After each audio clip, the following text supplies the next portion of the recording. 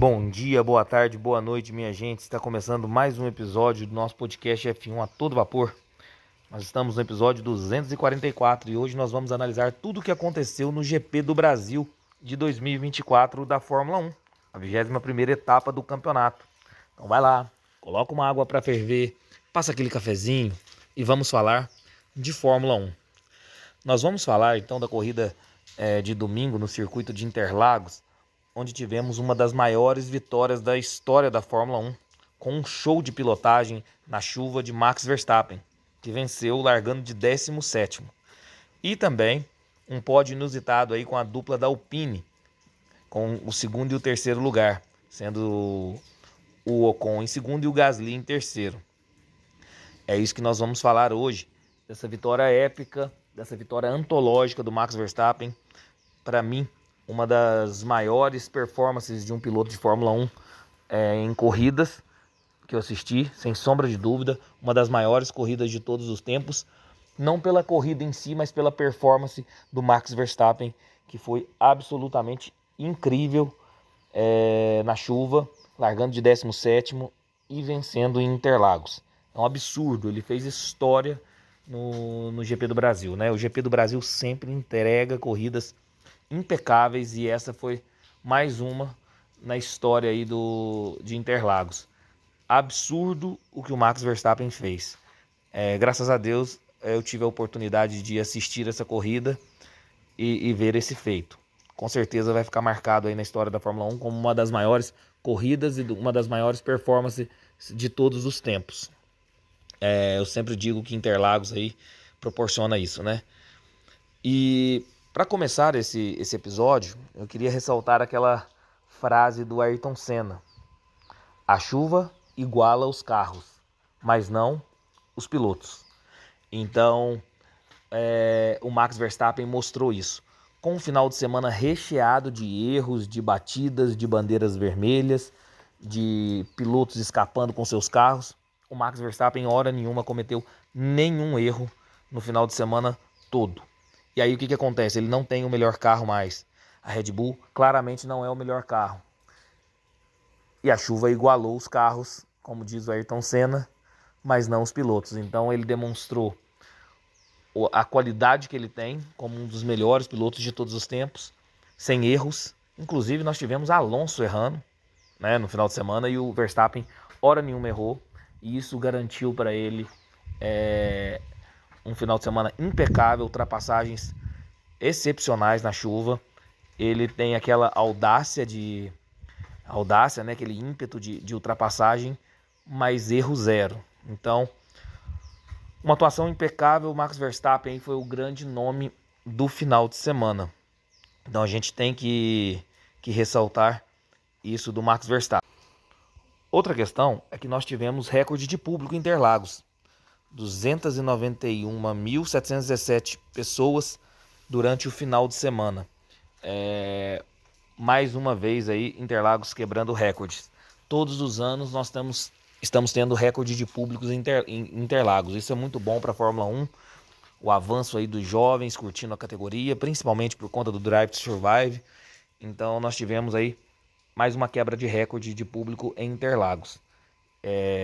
Circuito extremamente lotado para ver esse final de semana, onde o Max Verstappen fez história.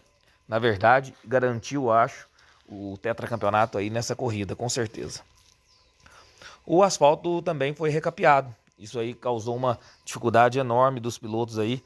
Estavam reclamando que o carro estava quicando muito. Então tem essa questão do asfalto recapeado, um asfalto novo, menos emborrachado, os pilotos errando mais, além da chuva, que proporciona ainda mais erros aos pilotos. E mais uma vez eu tenho que ressaltar que o Verstappen foi erro zero nesse final de semana. Então vamos lá, vamos começar falando um pouquinho da sexta-feira, porque foi um final de semana de corrida sprint. Então nós temos aí que falar um pouquinho de todos os dias do final de semana. Na sexta-feira eu queria ressaltar que no SQ2, que foi o qualify da corrida sprint, o Hamilton e o Pérez não passaram para o Q3. Então, um final de semana para esquecer dos dois, né? Não só pela sexta-feira, mas depois, quando a gente for comentar os demais dias, o Hamilton e o Pérez tiveram uma atuação muito ruim em Interlagos. E o Hamilton costuma entregar muito aí no GP do Brasil. Esse final de semana ele não entregou, só entregou apenas a questão da homenagem do Senna, que eu vou falar daqui a pouco. Então, tanto o Hamilton quanto o Pérez sequer foram ao SQ3. No SQ3 o Colapinto rodou, assim como o Alonso, outros pilotos, demonstrando aí essa questão do asfalto recapeado, da chuva. Então, os pilotos tiveram vários erros aí durante todo o final de semana e nós tivemos então a pole para a corrida sprint do Oscar Piastri. Já no sábado nós tivemos uma corrida sprint muito fraca, a corrida sprint mais fraca do Brasil, porque o Brasil é tido como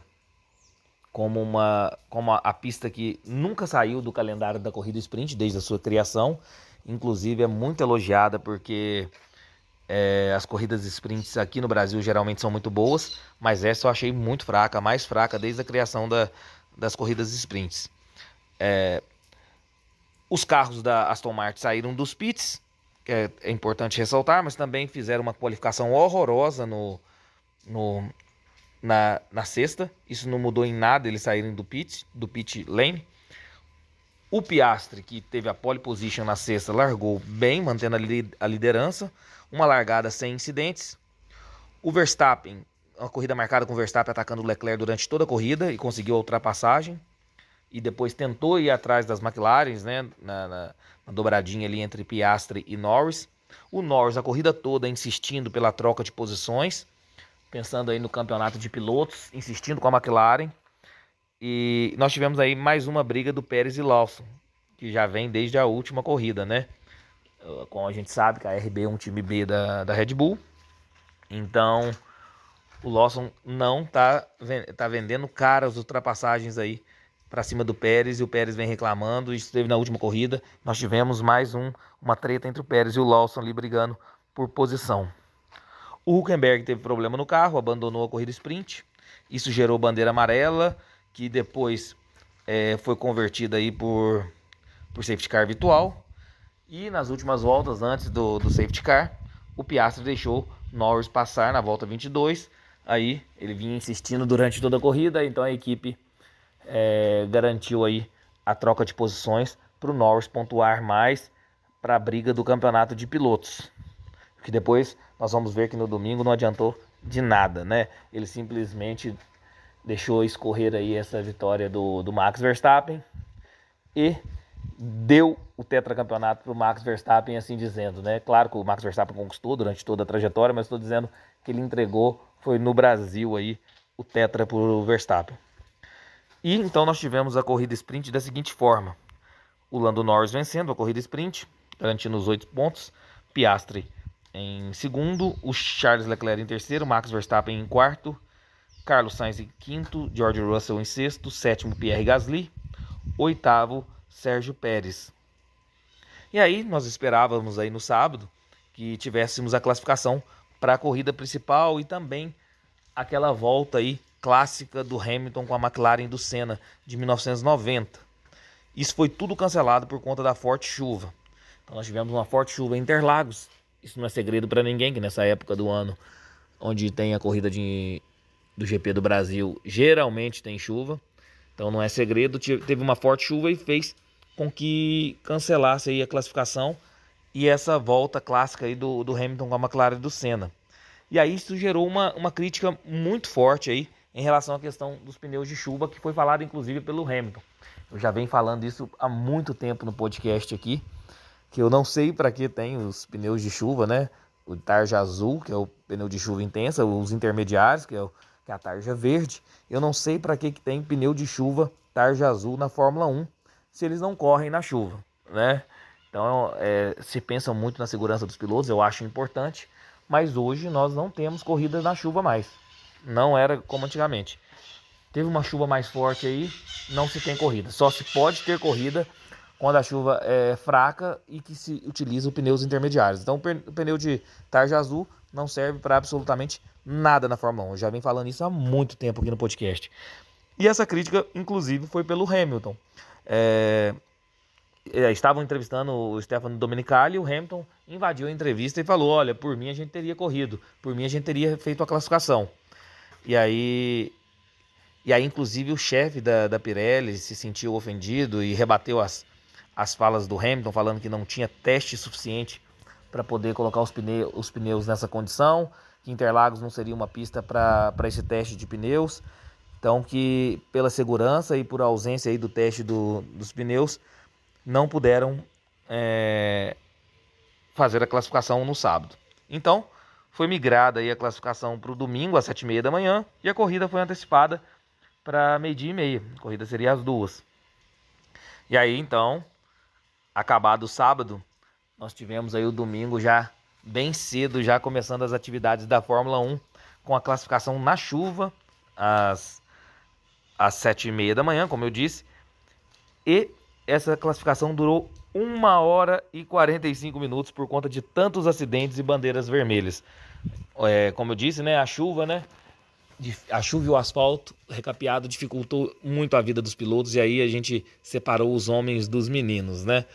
No Q1, nós tivemos já uma bandeira vermelha aí, causada pelo Colapinto, que bateu na barreira de proteção na curva do Sol.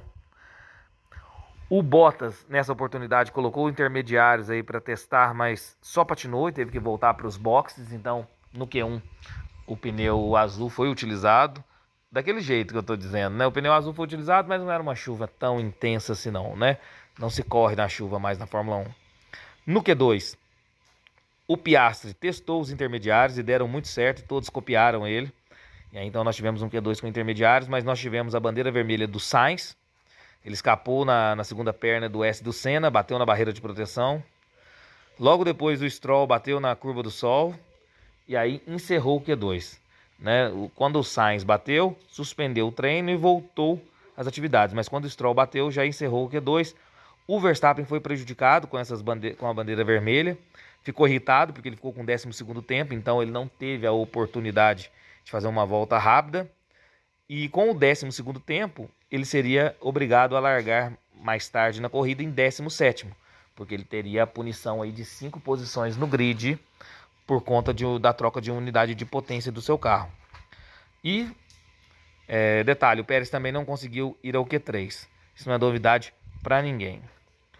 Já no Q3, o Alonso bateu aí quando estava fazendo o mergulho, mais uma bandeira vermelha.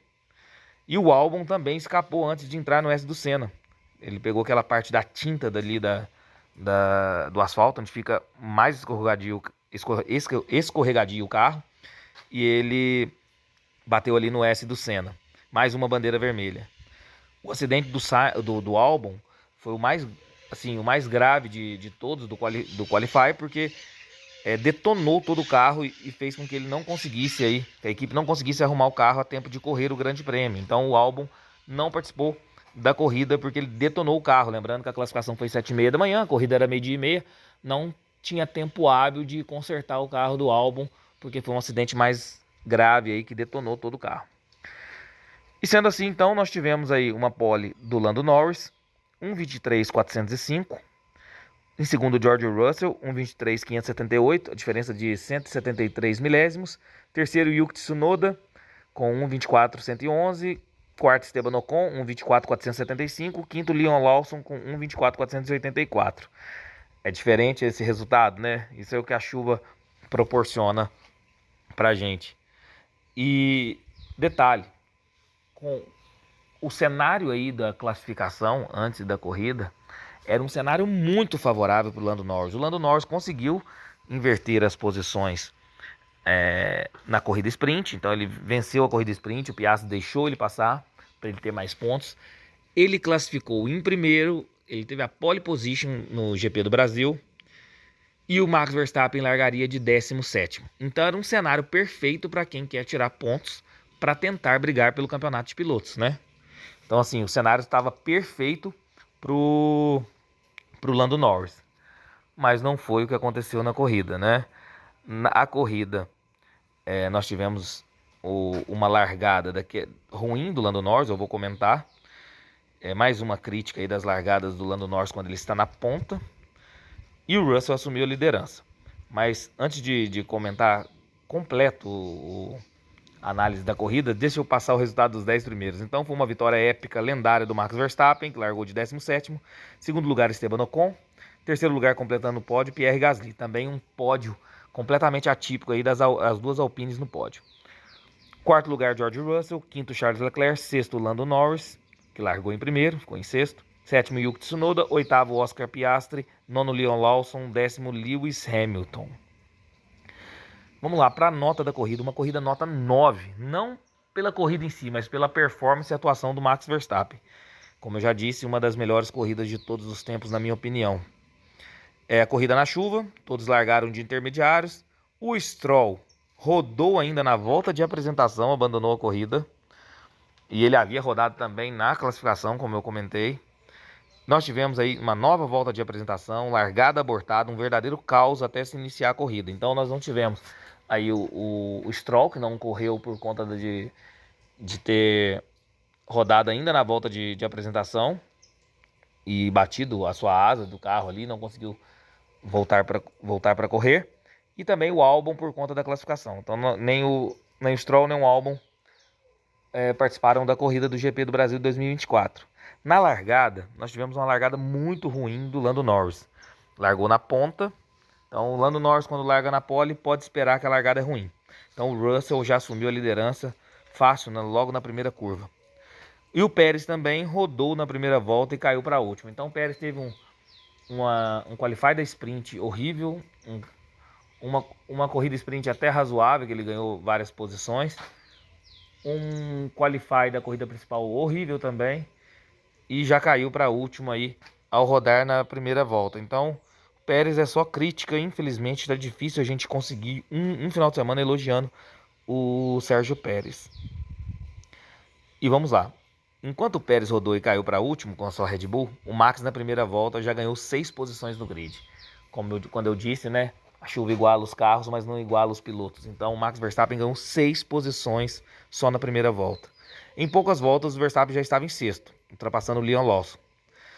O Leclerc foi o primeiro a parar na volta 25, colocando pneus intermediários novos. O Hülkenberg rodou sozinho, ficou atravessado na pista e foi dado o virtual safety car.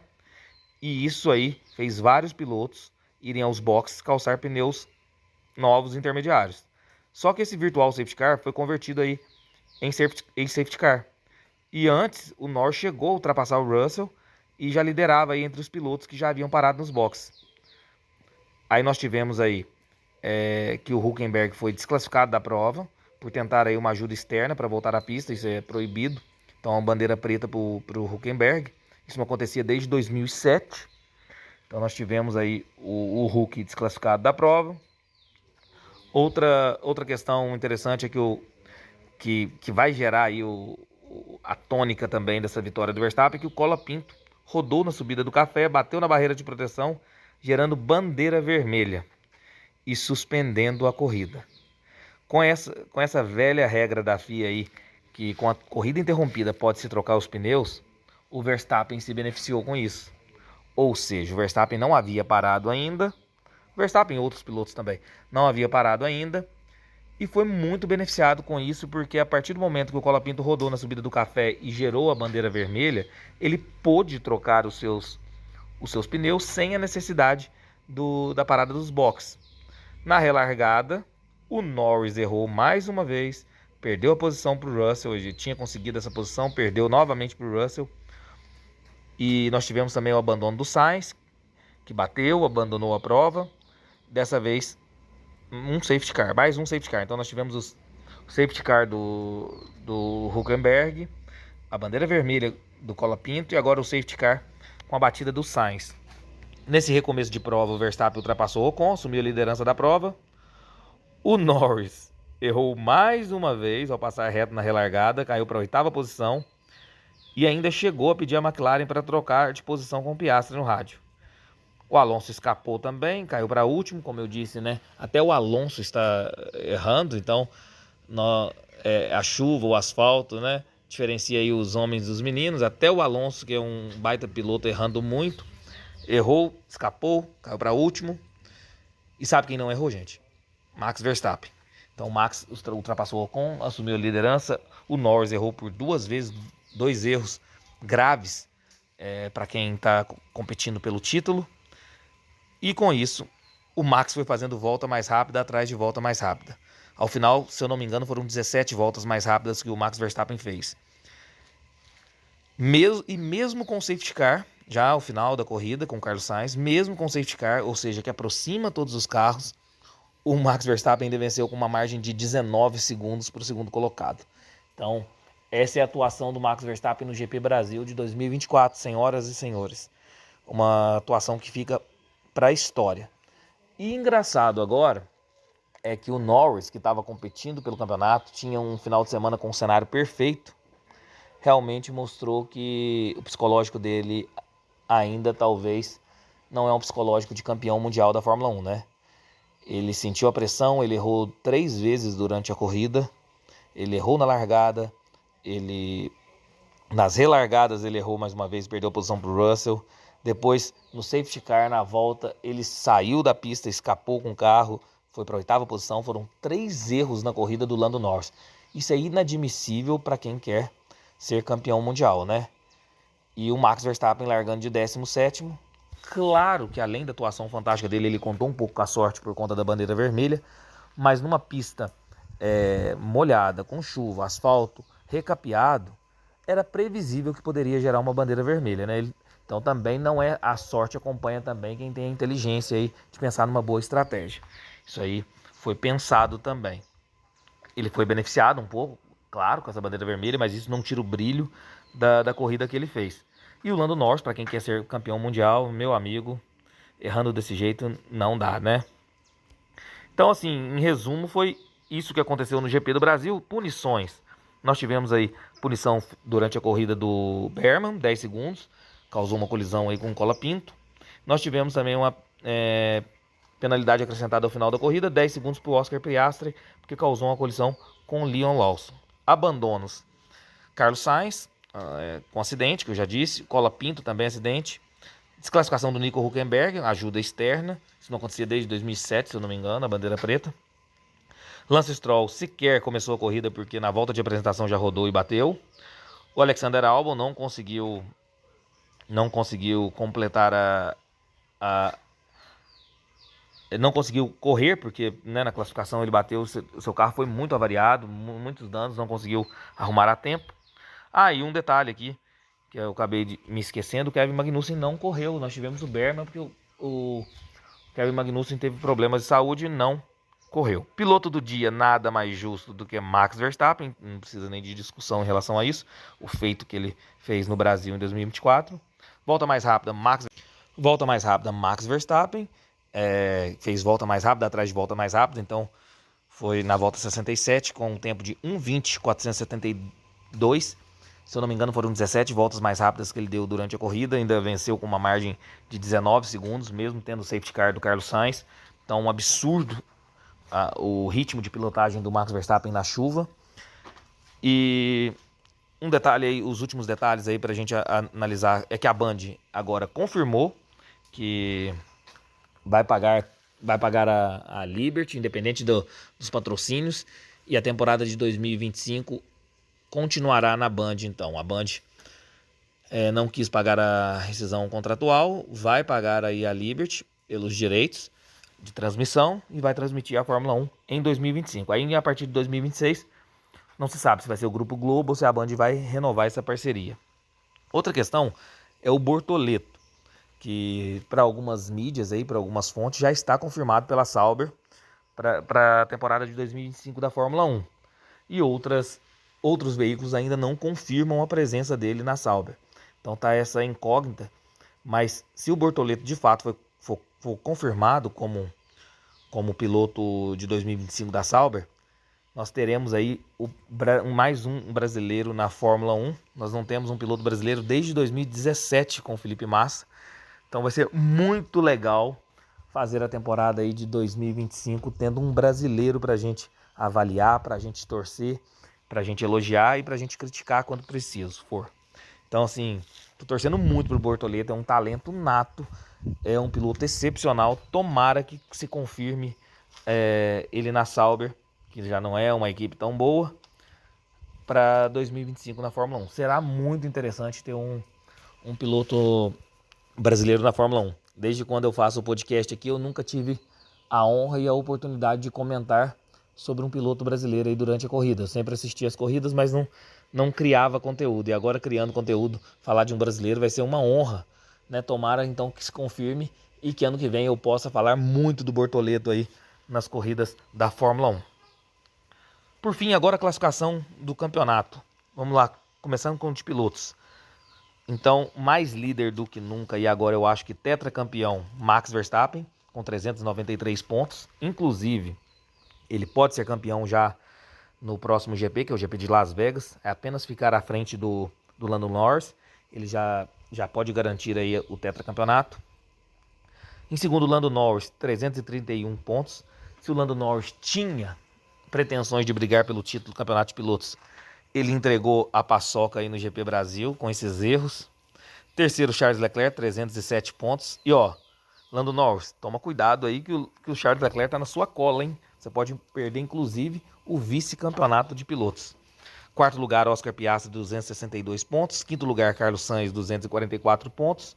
Sexto lugar, George Russell, 192 pontos. Sétimo, Lewis Hamilton com 190 pontos. Oitavo lugar, Sérgio Pérez, 151 pontos. Nono lugar, Fernando Alonso, 62 pontos. Décimo lugar, Nico Hülkenberg, 31 pontos. Já no campeonato de construtores, tá interessante também a briga aí entre a Ferrari e a McLaren. Acho que a Red Bull já não briga mais. Então, McLaren líder, 593 pontos, seguido da Ferrari, 557 pontos. Terceiro lugar, a Red Bull, 544 pontos. Quarto lugar, a Mercedes, 382 pontos. Quinto lugar, Aston Martin, 86 pontos. Sexto lugar, a Alpine, com 49 pontos. Sétimo lugar, a Haas, 46 pontos. Oitavo lugar, a RB Honda, 44 pontos. Nono lugar, a Williams, 17 pontos. Lembrando aí que nós temos ainda 3 corridas pela frente, né? Nós temos aí o GP de Las Vegas, do Qatar e de Abu Dhabi. Então, Max Verstappen já está praticamente campeão, já pode ser campeão num cenário aí do próximo GP em Las Vegas. E o Lando Norris aí que se cuide, porque tem margem para o Charles Leclerc conseguir o vice-campeonato do campeonato de pilotos. Em construtores vai ser interessante essa briga aí de McLaren e Ferrari nessas últimas 3 corridas. E a Red Bull eu acho que já está descartada para o campeonato de construtores, considerando o ritmo que ela vem tendo, né? O ritmo e o desempenho que ela vem tendo. Lembrando que essa vitória do Max Verstappen foi muito mais no braço do piloto do que propriamente por desempenho da equipe, né? Foi condições de chuva, então aí teve que ser no braço mesmo. Interessante também que se o Max Verstappen vencer o campeonato de pilotos, que é bem provável, e qualquer outra equipe, a McLaren ou a Ferrari, vencer o campeonato de construtores, será aí desde Piquet, se eu não me engano, primeira vez que um piloto vence o campeonato de pilotos. Primeira vez não, vai ser uma das poucas vezes, acho que é a segunda vez ou terceira, que um piloto vence o campeonato de pilotos e a equipe não vence o campeonato de construtores. Isso aconteceu acho que em 81 com o Piquet, que o Piquet venceu o campeonato de pilotos, mas a sua equipe não venceu pelo campeonato de construtores. Vai ser muito interessante ver esse dado também. Isso demonstra ainda mais o talento e a força do braço do piloto. Então, pessoal, esse foi a análise aí do GP do Brasil 2024. Espero que tenham gostado. Se você estiver pelo YouTube, deixa o like no vídeo, se inscreva no canal, ative o sininho para receber todas as notificações de vídeos novos. Se você estiver nos acompanhando pelo Spotify, vai lá dar aquelas 5 estrelas, dar aquela moral pra gente, isso fortalece muito o nosso projeto. Próximo GP daqui 15 dias, GP de Las Vegas. Já podemos ter o Max como tetracampeão mundial, a depender da combinação de resultados. E nós estaremos aqui também para comentar tudo o que aconteceu aí no GP de Las Vegas. Então, fica aqui o meu abraço, fiquem com Deus. Tchau, tchau.